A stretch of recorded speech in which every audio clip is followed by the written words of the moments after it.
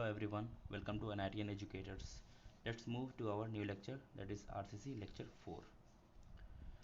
Guys आज हम देखते हैं श्रिंकेज क्या होती है. ठीक है.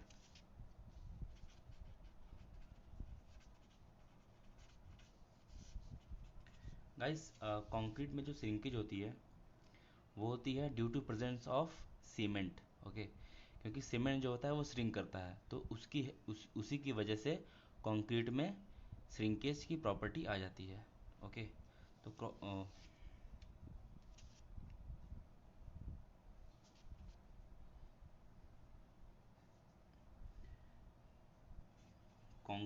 concrete is having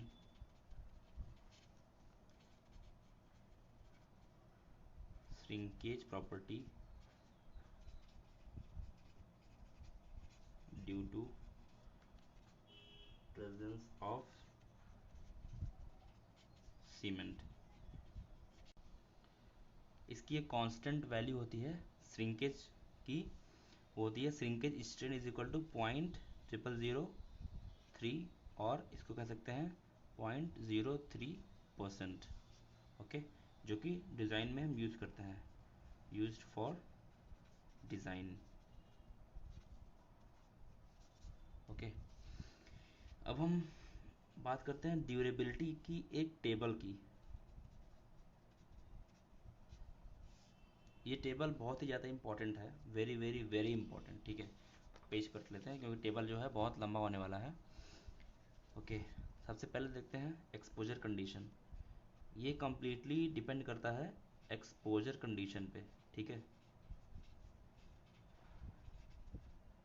exposure condition. उसके बाद कौन कौन से कंडीशंस को किस एक्सपोजर कैटेगरी में रखा गया है. ओके, हम देखेंगे डिस्क्रिप्शन. ये टेबल याद हो जाना चाहिए, एकदम एकदम रटा घोटा होना चाहिए, घोल के पी जाना इस टेबल को, बहुत ही ज़्यादा इम्पोर्टेंट है. ठीक है, डिस्क्रिप्शन. फिर हम देखेंगे मिनिमम ग्रेड ऑफ कंक्रीट. ठीक है, फिर हम देखेंगे मिनिमम नॉमिनल कवर. ओके, उसके बाद देखेंगे कि कौन से एक्सपोजर कंडीशन में मिनिमम कितना सीमेंट यूज़ करना चाहिए. तो मिनिमम सीमेंट कंटेंट किसमें, इन केजी पर मीटर क्यूब में. ओके, उसके बाद आता है कितना वाटर सीमेंट रेशियो होना चाहिए, depend upon the exposure condition. ठीक है, minimum water cement ratio. Okay, अब हम आते हैं पॉइंट 1 की तरफ. पॉइंट 1 देखते हैं क्या है. सबसे पहला आता है माइल्ड एक्सपोजर कंडीशन. ठीक है, तो अब हम देखेंगे कि कौन सा एक्सपोजर कंडीशन ऐसा है जिसको माइल्ड एक्सपोजर कंडीशन की कैटेगरी में रखा गया है. ठीक है, तो वो होता है ऐसे स्ट्रक्चर जो कि रेन से प्रोटेक्टेड हैं. ठीक है, तो प्रोटेक्टेड फ्रॉम रेन, उनको रखा गया माइल्ड एक्सपोजर कंडीशन की कैटेगरी में. और इसमें जो minimum grade of concrete use किया जाता है वो है M20. ठीक है, और मिनिमम नॉमिनल कवर की बात करें तो ये हो जाता है 20 mm. ओके, ये टोटल चल रहा है mm में, ये पूरा लाइन चलेगी mm में. फिर देखते हैं मिनिमम सीमेंट कंटेंट कितना यूज़ करते हैं, तो वो होता है 300 kg पर मीटर क्यूब. ठीक है, ध्यान रखेंगे. Minimum water cement ratio 0.55. Okay, देखते हैं सेकंड. सेकंड क्या है, माइल्ड क्या बताता है, कौन सा, मॉडरेट. आप देखेंगे मॉडरेट में कौन कौन से स्ट्रक्चर्स, कौन कौन से एक्सपोजर कंडीशन को रखा गया है। पहला है अंडर अंडर नॉर्मल वाटर, ठीक है, या फिर कह रहे हैं अंडर नॉर्मल रेन। जैसे कि हमको पता है कि रेन वाटर एसिडिक होता है, तो उस हिसाब से कैटेगराइज किया गया है इसको, ठीक है, अंडर नॉर्मल रेन। फिर आता है permanently submerged, permanently submerged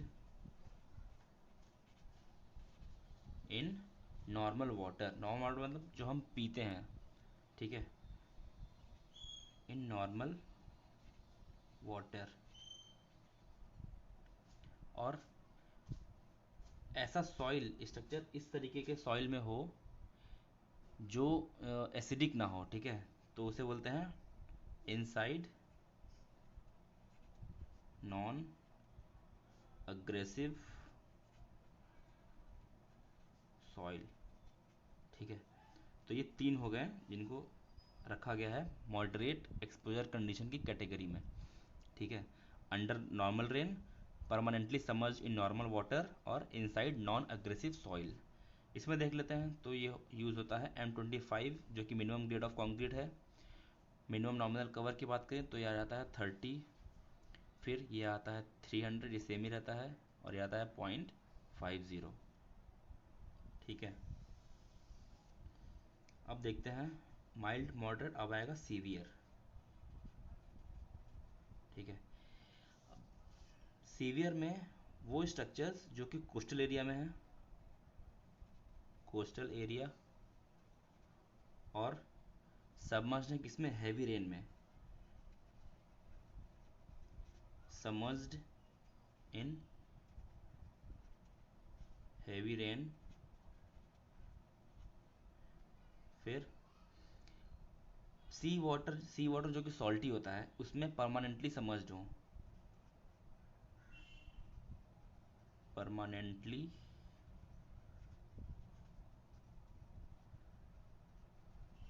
submerged in sea water,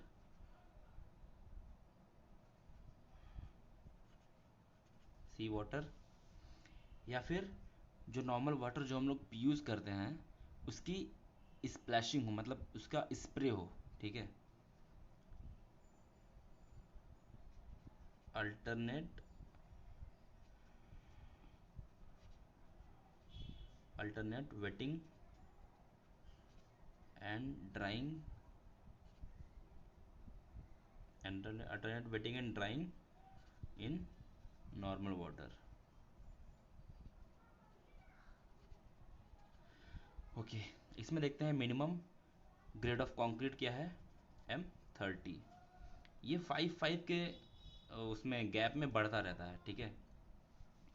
और ये देखेंगे मिनिमम नॉमिनल कवर, तो ये आता है 45। और मिनिमम वाटर से मिनिमम सीमेंट कंटेंट देखें तो ये हो गया 300, और वाटर सीमेंट रेशियो 0.45, ठीक है। देखेंगे अब आता है वेरी सीवियर, सॉरी सीवियर के बाद वेरी सीवियर, ठीक है। सीवियर में अगर बात करें तो यहाँ पे क्या था, यहाँ पे नॉर्मल वाटर की स्प्लैशिंग कह लें या फिर अल्टरनेट वेटिंग एंड ड्राइंग हो रही थी। अब यहाँ पे क्या होगा, जो सी का वाटर है जो कि सॉल्टी है, ठीक है, उसका अ, उसका स्प्रे होता है, ठीक है, subjected to C spray.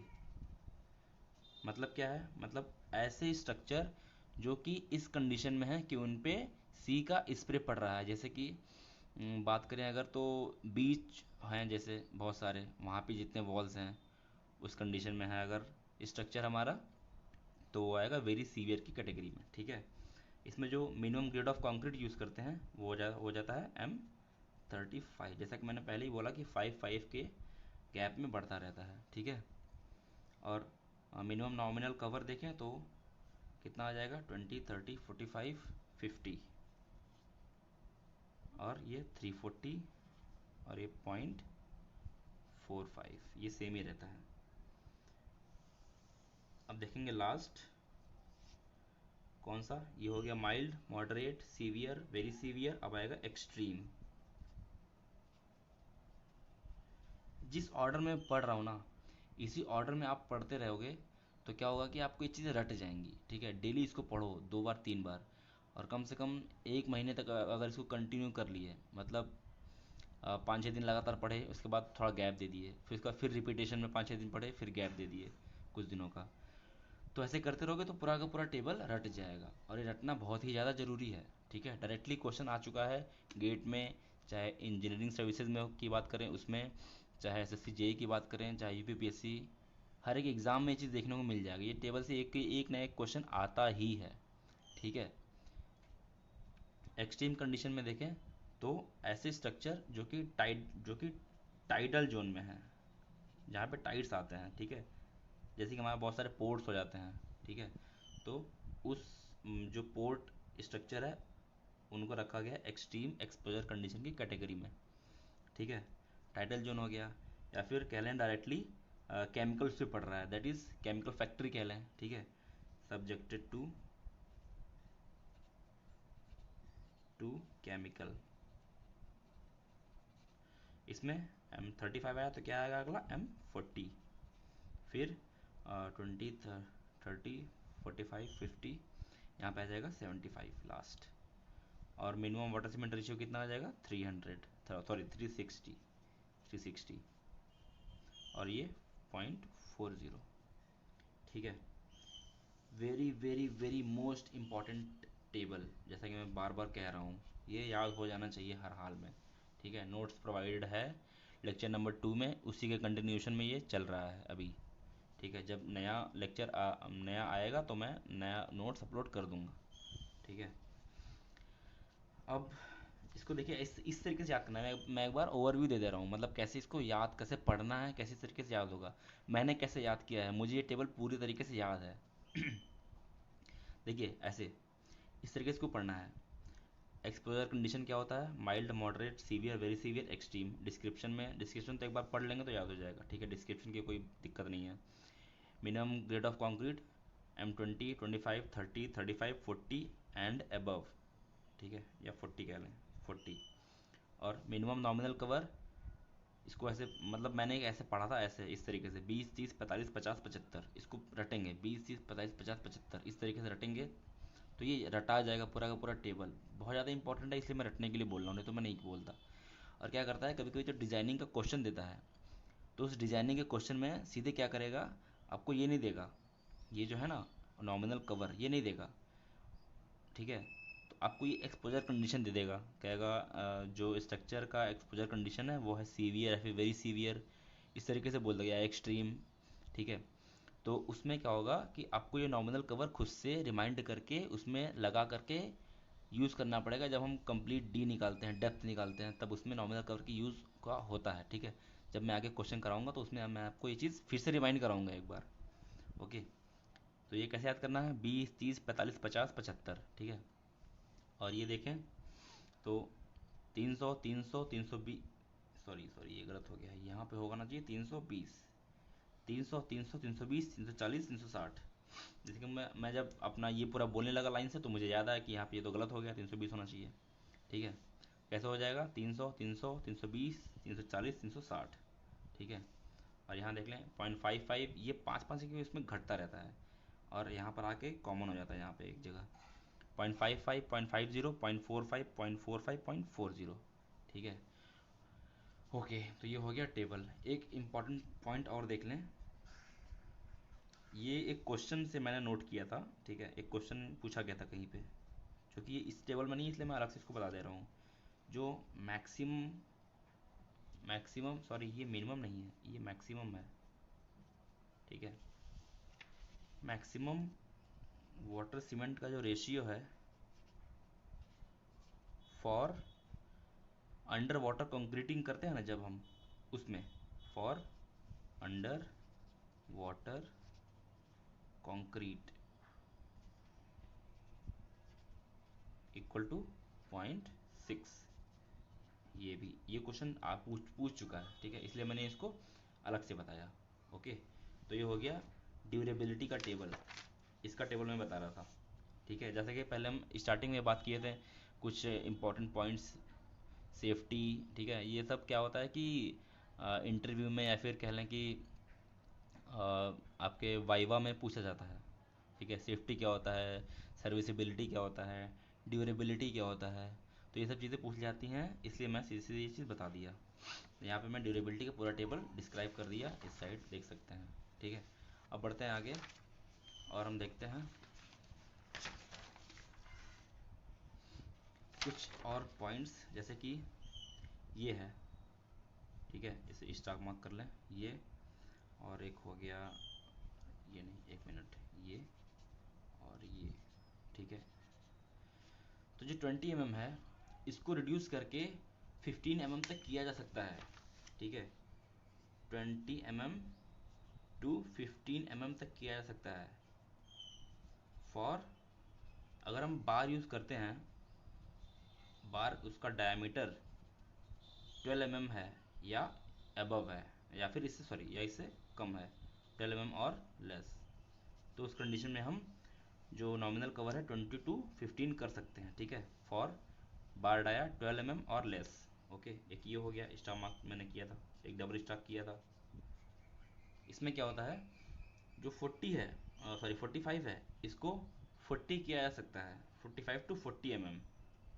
For what, for क्या करेंगे जब ग्रेड ऑफ कंक्रीट हम बढ़ाएंगे।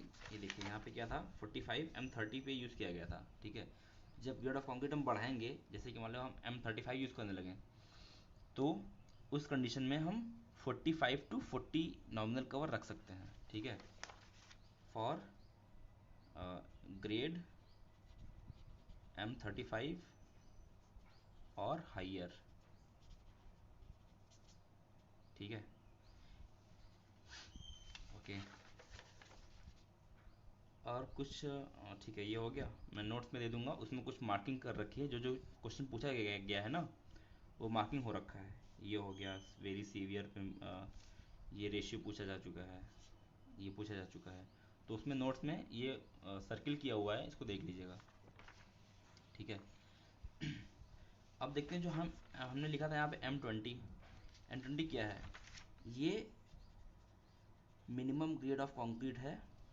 ठीक है, ये हम मिनिमम ग्रेड ऑफ कंक्रीट है फॉर आरसीसी वर्क। अगर कोई भी रीइंफोर्समेंट का काम कर रहे हैं तो M20 क्या है, मिनिमम ग्रेड ऑफ कंक्रीट है, उससे कम हम नहीं यूज़ करेंगे। ठीक है, एंड फॉर पीसीसी, अगर हम पीसीसी यूज़ करेंगे, for PCC in severe condition, in severe condition, then M20 can be use. याद रहे, ये प्लेन सीमेंट कंक्रीट है, रीइंफोर्समेंट नहीं है इसमें। ठीक है, ओके, ये हो गया ड्यूरेबिलिटी का टेबल। अब हम देखते हैं मॉडुलस ऑफ इलास्टिसिटी। अब यहाँ से थोड़ा सा धीरे धीरे हम बढ़ रहे हैं अपने मेन पॉइंट्स की ओर।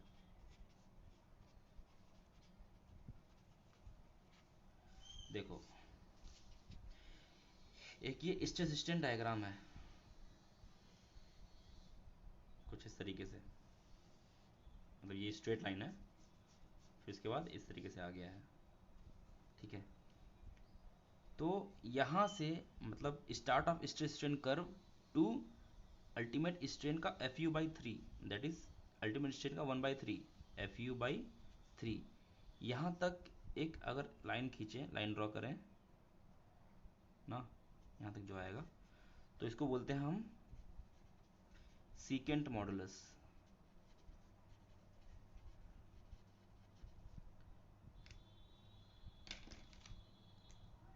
ठीक है, ये हो गया सीकेंट मॉडुलस। और अगर अल्टीमेट पॉइंट तक देखें, यहाँ ये हो गया अल्टीमेट पॉइंट। ठीक है, और अगर from start of stress strain curve, यहाँ से अगर एक लाइन ड्रॉ करते हैं ऐसे, टेंजेंट कह लें। ठीक है, तो ये हो गया इनिशियल टेंजेंट मॉडुलस, ये हो गया इनिशियल टेंजेंट मॉडुलस, ये हो गया सीकेंट मॉडुलस। ठीक है, और एफ यू के मतलब अल्टीमेट स्ट्रेस के पहले कहीं से भी एक टेंजेंट ड्रॉ करें अगर, ठीक है, तो उसको बोलते हैं टेंजेंट मॉडुलस। ओके, अब देखते हैं क्या होता है इनिशियल टेंजेंट, क्या होता है इनिशियल टेंजेंट, और क्या होता है टेंजेंट, और क्या होता है सीकेंट मॉडुलस। इन तीनों को देखेंगे हम, ठीक है। तो इनिशियल टेंजेंट क्या होता है, जैसे कि मैंने पहले बताया कि ये स्टार्ट ऑफ स्ट्रेस कर्व से एक टेंजेंट ड्रॉ करेंगे, ठीक है। तो इसको डिफाइन कैसे करेंगे, it is a slope of tangent. क्या है ये इनिशियल टेंजेंट, क्या है, slope of tangent, slope of tangent drawn, which is drawn from start of station curve to sorry, drawn from start of station curve only, ठीक है, ये हो गया start of stress strain curve, ठीक है। अब देखते हैं क्या है सीकेंट मॉडुलस, जैसे कि मैंने पहले ही डिफाइन किया है। कुछ और पॉइंट इसमें देख लेते हैं। इनिशियल टेंजेंट में क्या है कि ये it is dynamic modulus of elasticity,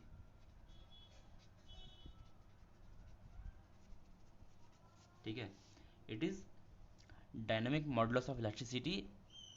कि कहाँ पे यूज होता है, which is used for analysis,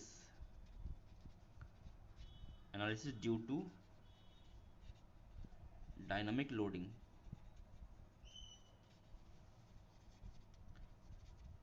ठीक है।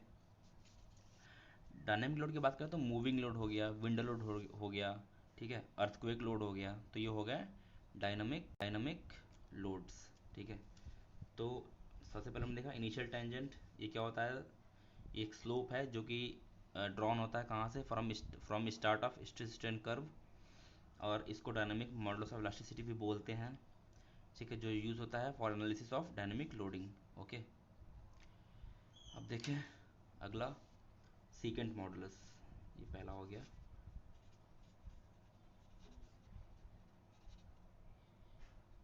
सीकेंट मॉडुलस, तो मैं अब इसको लिखूंगा नहीं, मैं बता दे रहा हूँ, डेफिनेशन यही है, from start of stress strain curve to the 1/3 of ultimate stress तक जो लाइन ड्रॉन हुआ उसका उसका स्लोप, ठीक है, इसका स्लोप, ये चीज़ उसको बोलते हैं सीकेंट मॉडुलस। अब इसको जो इम्पोर्टेंट पॉइंट है वो देख लेते हैं। ये क्या हो गया, ये हो गया ये डायनेमिक था, ठीक है, तो सेकेंड में क्या हो गया, स्टैटिक मॉडुलस ऑफ इलास्टिसिटी, ठीक है। It is also known as static modulus of elasticity, okay, static modulus of elasticity, ठीक है। और I S code, I S जो 456 है हमारा, 456/2000, ये हमें एक फॉर्मूला प्रोवाइड करता है, provided a formula to calculate what, secant modulus, ठीक है। वो क्या है, E C is equal to 5000 under root F C K क्या है, करेक्टरिस्टिक स्ट्रेंथ, ई सी क्या है, मॉडुलस ऑफ इलास्टिसिटी, ठीक है। ये बहुत ही ज़्यादा इंपॉर्टेंट फार्मूला, बट इसमें प्रॉब्लम क्या है, इसमें क्रीप को हमने यूज़ नहीं किया है, ठीक है। अगर क्रीप को यूज़ करेंगे तो ये फार्मूला चेंज हो जाएगा। वो कितना चेंज होगा, वो होगा ±20%, ठीक है, मतलब 20% ज़्यादा या फिर 20% लेस हो सकता है, ठीक है, जब हम व्हेन इनकॉर्पोरेटिंग क्रीप इफेक्ट, ठीक है, उस कंडीशन में क्या हो जाएगा, ई सी ई, ठीक है, हमने यहाँ पे क्या क्या क्या कर लिया है, क्रीप इफेक्ट को इनकॉर्पोरेट कर लिया है। E C E is equal to 5000 √f(c)k upon 1 plus theta. Theta क्या है? क्रीप कोफिशिएंट, जैसा कि हमें पहले ही पता है। ठीक है, ओके। बहुत ही ज़्यादा इंपॉर्टेंट फॉर्मूला है, याद रखेंगे। क्वेश्चन डायरेक्टली पूछ जाता है, डायरेक्टली क्वेश्चन इससे आते हैं। ठीक है, इन दोनों फॉर्मूले पे बेस्ड सीधे बस वैल्यू पुट करो और फाइंड कर लो आंसर। अब देखते हैं टेंजेंट मॉडुलस। वैसे वो इतना टेंजेंट मॉडुलस इतना इंपॉर्टेंट नहीं है, बस इसका डेफिनेशन है, यही है कि it is the slope of tangent drawn before the ultimate stress. ठीक है, यही है। इसको नोट्स में देख लीजिएगा, मैं लिखने नहीं जा रहा हूँ क्योंकि थोड़ा समय को सेव करते हुए चलना है हमें। ठीक है, अब हम बढ़ते हैं आगे। हम देखते हैं एडमिक्सचर्स कौन कौन से यूज़ करते हैं कंक्रीट में। एडमिक्सचर्स,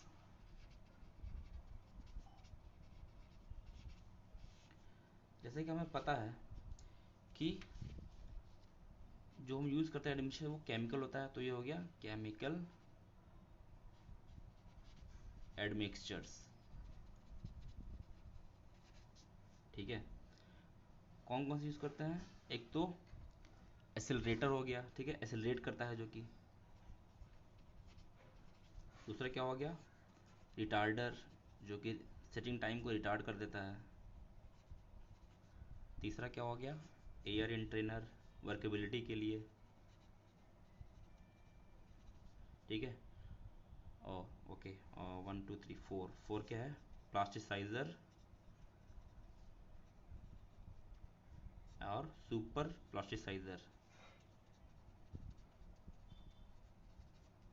ठीक है, ये हम देखेंगे। देखो गाइस, एसिलेटर क्या है? ये कंक्रीट में ऐड किया जाता है to enhance, that is to enhance the property, to enhance the property at fresh state, fresh और हार्डन स्टेट।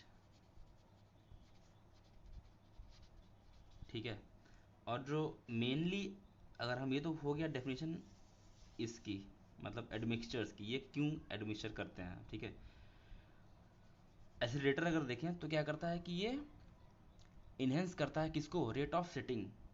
ठीक है, ये देखें हम अगर, तो enhances rate of setting of concrete, जैसा कि नाम ही है इसका, एसिलरेटर। ठीक है, इस तरीके से ये क्या है? रिटार्डर। तो अब मैं हर एक चीज़ लिखूंगा नहीं, बस मैं बोल दे रहा हूँ। ये क्या है? रिटार्डर। ये क्या करता है? सेटिंग टाइम को रिटार्ड करता है, स्लो करता है। ठीक है, अगर एसिलेटर का एग्जाम्पल देखें तो हो गया क्या? CaCl2। CaCl2 works as एसिलरेटर। ठीक है, अब रिटार्डर देखें तो क्या, ये हमें पता है क्या करता है? ये सेटिंग टाइम को रिटार्ड करता है। ठीक है, ओके। इसमें हम देखते हैं एग्जाम्पल्स कौन कौन से हैं। एग्जाम्पल्स हो गया जैसे कि शुगर कह लें, शुगर यूज़ करते हैं एज रिटार्डर ना। ठीक है, जिप्सम भी एज रिटार्डर यूज़ किया जा सकता है। अब देखें एयर इन ट्रेनर। देखो गाइस, एयर इन ट्रेनर क्यों डालते हैं हम कंक्रीट में? क्या होता है ना, वर्केबिलिटी को इन्हेंस करता है। ठीक है, और ये यूज़ कहाँ पे करते हैं? जैसे कि ऐसे एरिया हो गए जहाँ पे फ्रीजिंग हो जाती है बहुत जल्दी वाटर की, जैसे कि हमारा ये कह लें जम्मू एंड कश्मीर हो गया। वहाँ पे क्या होता है कि कंक्रीट बनता नहीं है, कि कंक्रीट का जो वाटर होता है वो फ्रीज हो जाता है, तो वो हमारा कंक्रीट ख़राब हो जाता है, मतलब वो यूज़ नहीं हो पाता ठीक तरीके से। तो उसमें क्या करते हैं हम? एयर इंटेनर को यूज़ करते हैं उसमें। जैसे कि एनिमल फैट एग्जांपल हो गया, जैसे एनिमल फैट, एनिमल फैट हो गया। ठीक है, वुड रेजिन हो गया। ये क्या करता है? कंक्रीट में एयर बबल्स बना देता है। ठीक है, एयर बबल्स बना देता है कंक्रीट में। तो जब कंक्रीट डालते हैं तो वो क्या करता है? कंक्रीट एयर बबल के ऊपर फ्लो करता है आसानी से। ठीक है, तो इनहेंस क्या करता है? वर्केबिलिटी को इनहेंस करता है ये ना। ठीक है, ये हो गया। अब देखते हैं प्लास्टिसाइजर और सुपर प्लास्टिसाइजर। गाइज, ये दोनों क्या करते हैं कि ये इनहेंस करते हैं वर्केबिलिटी ऑफ कंक्रीट ठीक है, ये भी वही है, वर्केबिलिटी ऑफ कंक्रीट को इन्हेंस करने के लिए। फॉर एग्जांपल अगर देखें तो लिग्नोसल्फेट,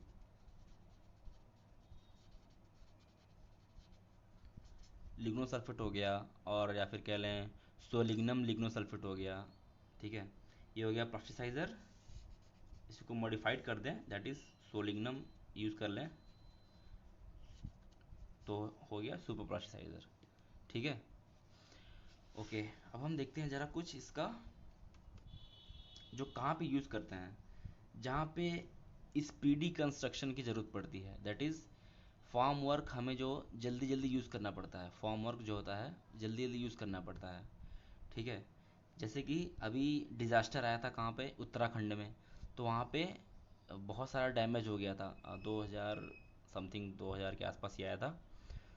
तो बहुत सारी चीज़ें डैमेज हो गया था, तो उसको हमें क्या करना था, जल्दी जल्दी उसको रिकंस्ट्रक्शन करना था वहाँ पे। तो हमें एसिलेटर यूज़ करते हैं ऐसी जगहों पे जहाँ पे जल्दी जल्दी हमको फॉर्म वर्क यूज़ करने को मिल सके। ठीक है, तो वहाँ पे हो गया एसिलेटर। रिटार्डर कहाँ पे यूज़ करते हैं, जहाँ पर हमको बहुत हैवी कंक्रीटिंग करनी होती है, जैसे कि डैम बनाना हो गया। ठीक है, डैम बनाना हो गया हमको। जब डैम बनाते हैं तो इतना बड़ा स्ट्रक्चर होता है कि ये एक दिन में काम कंप्लीट नहीं हो पाता है। ठीक है, तो हम इसमें क्या करते हैं, जिप्सम या फिर शुगर डाल करके उसको रिटार्ड करते हैं, उसकी सेटिंग टाइम को। उससे क्या फ़ायदा होता है, जैसे कि हमने आज काम स्टार्ट किया, ठीक है, शाम को कंक्रीटिंग करनी स्टार्ट करी। ठीक है, या मान लीजिए दिन से ही स्टार्ट करी, रात हो गया 10 11 12 बजे तक कंक्रीटिंग चली। लेकिन वहाँ पे अब हमको काम को स्टॉप करना है, क्योंकि हमारे पास मज़दूर हैं, उनको रेस्ट भी चाहिए। ठीक है, इंजीनियर्स हैं, उनको भी रेस्ट चाहिए। ओके, तो फिर क्या किया हमने, कंक्रीटिंग को वहीं पे स्टॉप कर दिया, अगले दिन फिर से वहीं से कंक्रीटिंग स्टार्ट कर देते हैं। तो इसे कहाँ पे यूज़ करते हैं, हैवी कंस्ट्रक्शंस में। ठीक है, हैवी कंक्रीटिंग जहाँ पे करते हैं वहाँ पे यूज़ करते हैं। ओके, एयर इंटरनल कहाँ यूज़ करती है ये भी हमने बता दिया। ठीक है, या फिर प्लास्टिसाइज़र भी वहीं पे यूज़ कर सकते हैं। ठीक है, क्योंकि ये भी वर्केबिलिटी को ही इम्प्रूव करता है। ओके, ठीक है, तो ये चीज़ें हो गई कुछ इंपॉर्टेंट चीज़ें। ये भी बहुत ज़्यादा इंपॉर्टेंट है, ये पूछा जाता है कितनी बार। ठीक है, कितनी बार पूछा जा चुका है ये। ठीक है, अब गाइज मैंने आपको एक फॉर्मूला बताया था, F T is equal to F C K plus K S. ठीक है, target mean strength is equal to characteristic strength plus K into S. K क्या है, हमने वहाँ पे डिफाइन कर लिया था, बट हमने क्या किया था कि हमसे वहाँ पे एस छूट गया था, एस की वैल्यू जो है ना ये छूट गई थी। तो हम देख लेते हैं एस की वैल्यू क्या होती है। एस की वैल्यू जो होती है ना, ये डिपेंड करती है ग्रेड ऑफ कंक्रीट पे। ठीक है, तो जैसे जैसे ग्रेड ऑफ कंक्रीट चेंज होता जाएगा, एस की वैल्यू क्या होती है, चेंज होती जाती है। ठीक है, डिपेंड करेगा ये कि कौन से ग्रेड का कंक्रीट यूज़ कर रहे हैं। ओके, जैसे कि M10 एंड M15 के लिए क्या होता है, इसके value for M10 and M15 क्या होता है, 3.5। और M20 एंड M25 के लिए क्या होता है, 3.5 4। फिर यहाँ से M30 ये होता है 3.5 4, ये हो गया 5। ठीक है, तो ऐसे ही जैसे मैंने याद किया है ऐसे ही आप लोग को याद भी करना है, 3.5 3.5 4 और ये 5। ठीक है, बिल्कुल याद रखेंगे, भूलेंगे नहीं। ओके, तो गाइज अब हम देखते हैं कुछ इम्पोर्टेंट, एक मिनट, अब हम देखते हैं कुछ इम्पोर्टेंट टेस्ट। ये टेस्ट जो है ना, जो अभी आगे हम देखने जा रहे हैं, ये टेस्ट बहुत ही ज़्यादा इम्पोर्टेंट हैं। ये पूछे जा चुके हैं कितनी बार। ठीक है, तो ये टेस्ट करते कब है, जब जैसे मान लीजिए कंक्रीट हमारा हार्ड हो गया है। ठीक है, उस तो हार्ड होने के बाद हम कैसे उस कंक्रीट की टेस्टिंग करेंगे कि ये डेंस कंक्रीट है या फिर लेस डेंस है, या फिर कह लें कि अच्छा कंक्रीट या ख़राब कंक्रीट जैसे भी है, हम उसका टेस्ट कैसे करते हैं। ठीक है, टेस्टिंग ऑफ हार्डेंड कंक्रीट।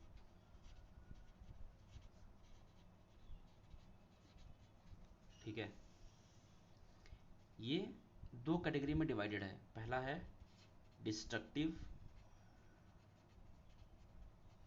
और दूसरा है नॉन डिस्ट्रक्टिव।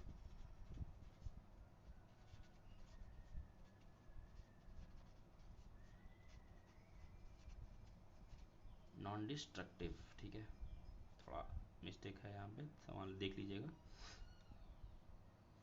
ये सी है, नॉन डिस्ट्रक्टिव, ठीक है, डिस्ट्रक्टिव और नॉन डिस्ट्रक्टिव, ठीक है।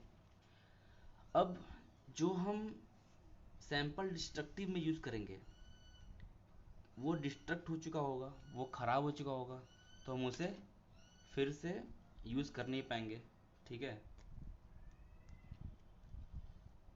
ठीक है। तो ये क्या हो गया, वो हमारा कंक्रीट ख़राब हो चुका होता है, ठीक है। सैंपल यूज्ड जो करते हैं उसमें कैन नॉट बी यूटिलाइज्ड, ठीक है, फॉर सर्विस। और इसमें कौन कौन से मतलब कैसे कैसे परफॉर्म करते हैं, एक होता है load test,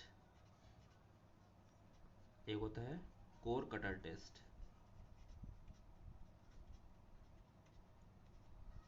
core cutter test, ठीक है। लोड टेस्ट कैसे करते हैं, जैसे कि हम पहले ही उसमें फ्लेक्चर टेस्ट में देख चुके हैं कि कंक्रीट है, उस पर लोड लगाया, वो क्रैक कर गया। अब जब क्रैक कर गया तो उसे सर्विस के लिए यूज़ कर नहीं सकते हम, ठीक है, वो तो ख़राब हो गया। तो ये हो गया लोड टेस्ट, लोड लगा के टेस्टिंग करते हैं। दूसरा आ गया कोर कटर टेस्ट। क्या होता है, जैसे कोई स्ट्रक्चर बन गया है, ठीक है, हम क्या करते हैं, एक कोर होता है हमारे पास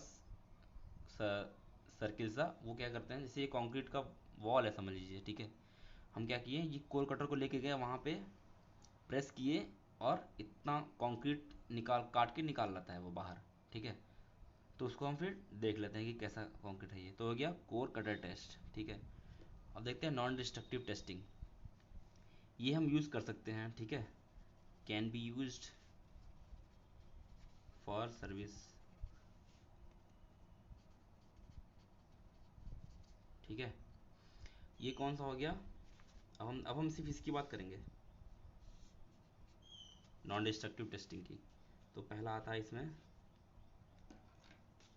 रिबाउंड हैमर टेस्ट,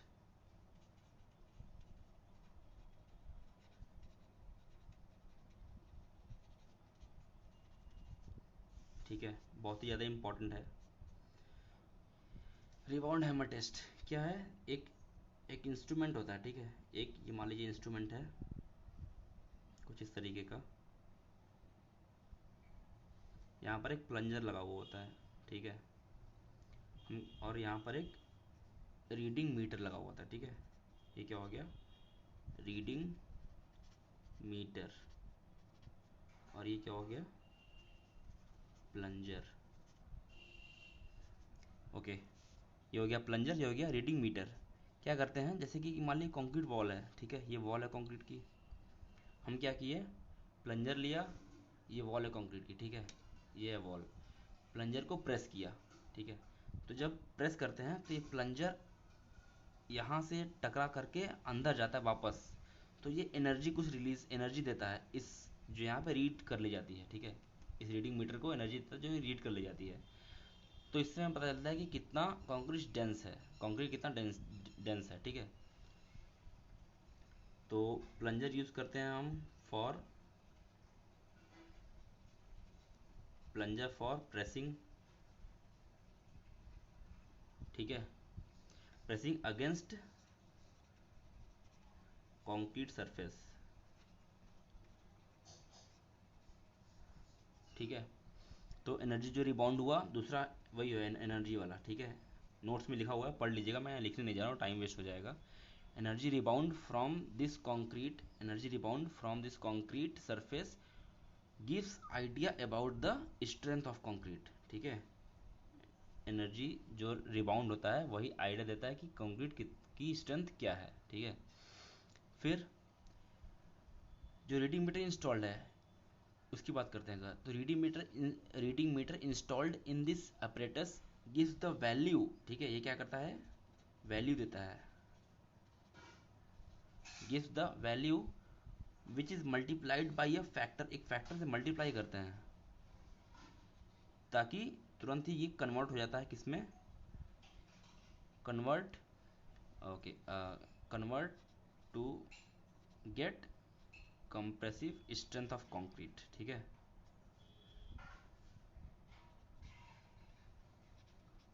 ओके, तो ये हो गया।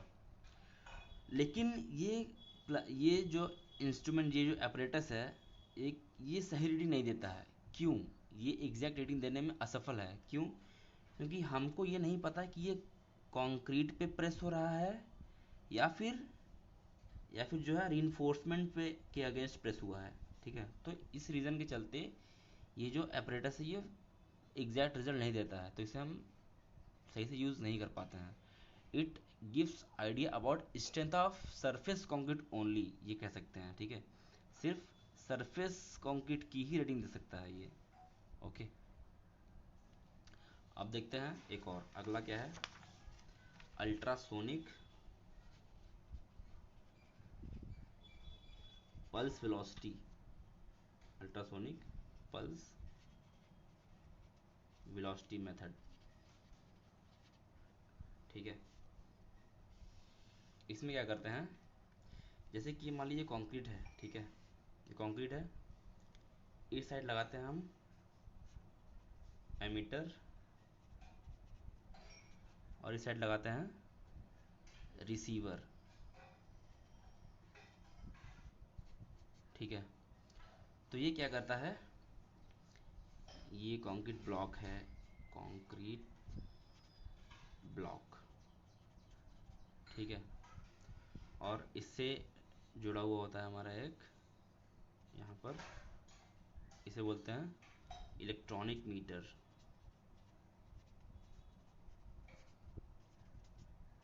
देखो क्या होता है, एमीटर जो है अल्ट्रासोनिक वेव को एमिट करता है यहाँ से। ठीक है, यहाँ से वेव किया एमिट, और ये रिसीवर रिसीव कर लेता है, तो बता देता है कि कितना, ये क्या करता है, ये मेज़र करता है कि कितना टाइम लगा अल्ट्रासोनिक वेव को इस पोर्शन से यहाँ से पहुँचने में, यहाँ पर, यहाँ तक, यहाँ से यहाँ तक पहुँचने में कितना टाइम लगा। अगर टाइम ज़्यादा लगा, time more, if time is more than concrete is what. देखो जैसे हवा है, ठीक है, हवा में क्या करता है, अल्ट्रासोनिक वेव स्लो मूव करता है। क्यों? क्योंकि उसको एक मीडियम चाहिए होता है। अगर मीडियम मिल जाएगा तो वो फास्ट मूव करेगा। ठीक है, तो अगर हमारा ये कंक्रीट अच्छे से डेंस होगा तो ये मीडियम बहुत अच्छा होगा इसके लिए, तो ये टाइम बहुत कम लगेगा यहाँ से यहाँ तक पहुँचने में। ठीक है, तो अगर टाइम ज़्यादा ले रहा है इसका मतलब क्या है, कंक्रीट इज लेस डेंस। ठीक है, और if time is less than concrete is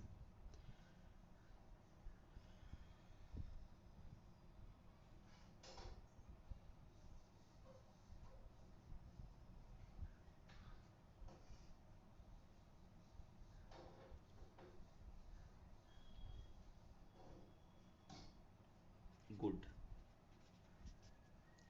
ठीक है, कंक्रीट लेस डेंस हुआ इसका मतलब क्या है, मतलब कि कंक्रीट जो है पुअर क्वालिटी का है, पुअर क्वालिटी का है। ठीक है,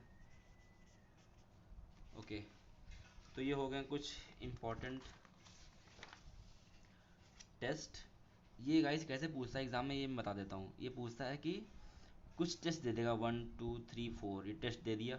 ठीक है, अब बोलता है इनमें से कौन सा टेस्ट जो है, इनमें से कौन सा टेस्ट नॉन डिस्ट्रक्टिव में आता है या फिर डिस्ट्रक्टिव में आता है, तो इस तरीके से दे देता है। ठीक है, डिटेलिंग इतनी नहीं पूछेगा, बट डिटेलिंग मैंने फिर भी बता दिया। मान लो कभी पूछ ले, किस्मत ख़राब हो पूछ ही ले, तो क्या करोगे। ठीक है, इसलिए मैंने बताया कि क्वेश्चन क्वेश्चन कैसे पूछता है, बस इस तरीके से पूछेगा, 4 ऑप्शन दे देगा, 4 टेस्ट के नाम, और पूछेगा कि इनमें से कौन सा नॉन डिस्ट्रक्टिव है या फिर डिस्ट्रक्टिव है। ठीक है, ओके गाइस, इसको यहीं पे स्टॉप करते हैं इस लेक्चर को। अब हम नेक्स्ट चैप्टर की तरफ मूव करेंगे, चैप्टर नंबर 2। ठीक है, चैप्टर टू में क्या है, अब हम बढ़ेंगे अपने बेसिक्स की तरफ, basics of LSM, that is limit state method of design. अब यहाँ से हमारा मेन RCC स्टार्ट होता है, डिज़ाइनिंग का पार्ट यहाँ से स्टार्टिंग होता है। ठीक है, तो आगे बहुत ज़्यादा मज़ा आने वाला है। ठीक है, तो बने रहिए, तो इसको सब्सक्राइब करें और हमारे चैनल को, हमारी वीडियो को लाइक करें। Okay, thank you, bye bye, have a great time.